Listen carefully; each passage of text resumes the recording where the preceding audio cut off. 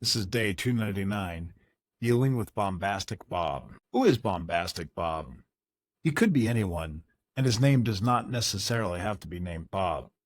There very well might be a name Shelly, as in Sarcastic Shelly. However, there always seems to be at least one in any organization. They seem to have an aura of protection around them, even though they do not, even they do and say outlandish things. They seem to hold far more gravity than their position or their personality should have. His presence is always known, and he always seems to command attention in any meeting. He is always uncanny at his ability to come up with stinging rebukes and ugly, barbed, sarcastic comments that cut to the core. He sits in the back of the room, and not so that he's afraid of speaking, but because he wants to survey everyone's reaction as he throws out hand grenades disguised as witty comments. Months of preparation can be dashed with a single comment by Bombastic Bob, and you are left scratching your head as to why this loudmouth commands so much attention. Bombastic Bob is always a person in an organization that has overstayed his welcome. He should have moved on years ago, but for whatever reason, he has decided to stick around. This is mostly because the job is now easy for him, and he does not have to put that much effort into succeeding in the business. Every time he thinks of moving on to a new role, a new challenge, or a new company, he realizes how much work that would be. It is far much more entertaining to sit around and watch all the others flounder at what he had to figure out years ago. Bob is usually a bit jaded because he has had many attempts at improving the situation around him, and all of them have failed. He attributes this to his leadership and all the he attributes this to leadership and all the people have come and gone as the new leaders in the business.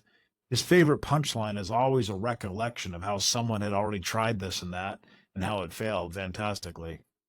Bob should know because Bob was there to watch it fail.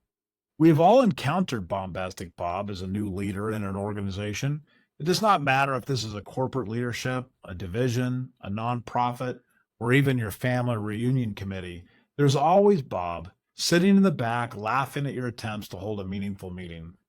Some people make the big mistake of trying to take Bob head on in a meeting. They will try to go toe to toe with him in a verbal banter, back and forth. This is a terrible mistake because this is exactly what Bob wants.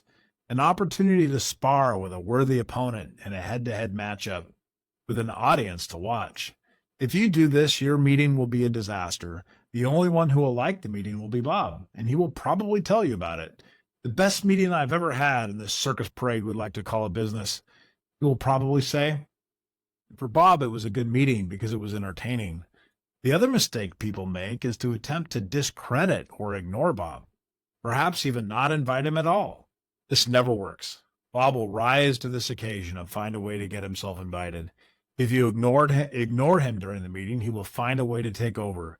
He will get people agitated on purpose, and your meeting will collapse into chaos. It is also never wise to underestimate Bob either. He has an intensive knowledge of the failures of the business and understands all the weak spots within the organization. He will have 5 examples of why something will not work for everything that you propose. Despite how annoying he is, everyone will defer to him on this subject because he is the resident expert. No one will want to take him on, so they will defer. So how do you deal with Bombastic Bob? The answer is never to get him fired. Bob usually has built a solid fortress of reasons why he cannot leave the company.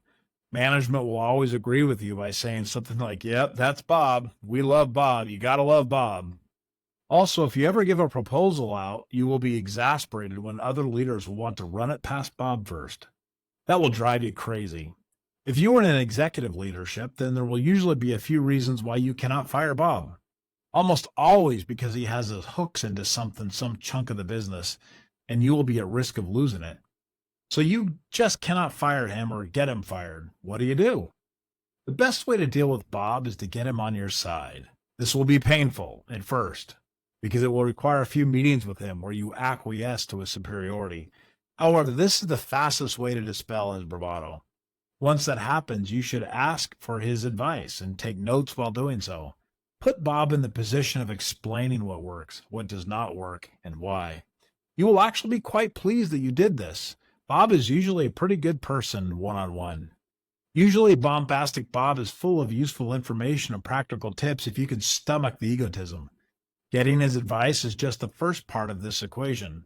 The second part is what is critical. That is the first major meeting with Bob. On your first major meeting for which Bob is an attendee, it is really important to control the room dynamics. Come early and set the stage so that it is not possible for Bob to get into a dominant position. He will try. He knows the room dynamics like an eagle knows his hunting grounds. Control seating arrangements and never underestimate this. Never underestimate this. Second, and this is critical, get Bob involved. Preferably give him an entire section of the meeting to run. Have him prepare and get ready to deliver this section, as well as have him prepare the content. Impress upon him the vital importance of the overall message that his section is. Spend some quality one-on-one time with him, preparing with him. Answer his questions and get his feedback. Bring him into the process a little, into your process a little. A miraculous thing will then start to occur.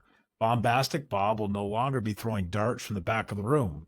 He will now be in your corner, doing what he can to bring people in line. He will be your chief enforcer, and since everyone is worried about his ire, they will fall in line quickly. People will be amazed that you were able to control the beast, and people will assume that Bob agrees with everything you've brought up because he is letting the meeting happen without disruption. Why does this work, you may ask? It is the same for Sarcastic Shelly as it is for Bombastic Bob. This works because at their core, their consternation is really loneliness. They are bored and lonely, struggling to find fulfillment in an occupation that they have mastered. They are not particularly good at mentoring and coaching people, but will do so if they are put in the situation carefully.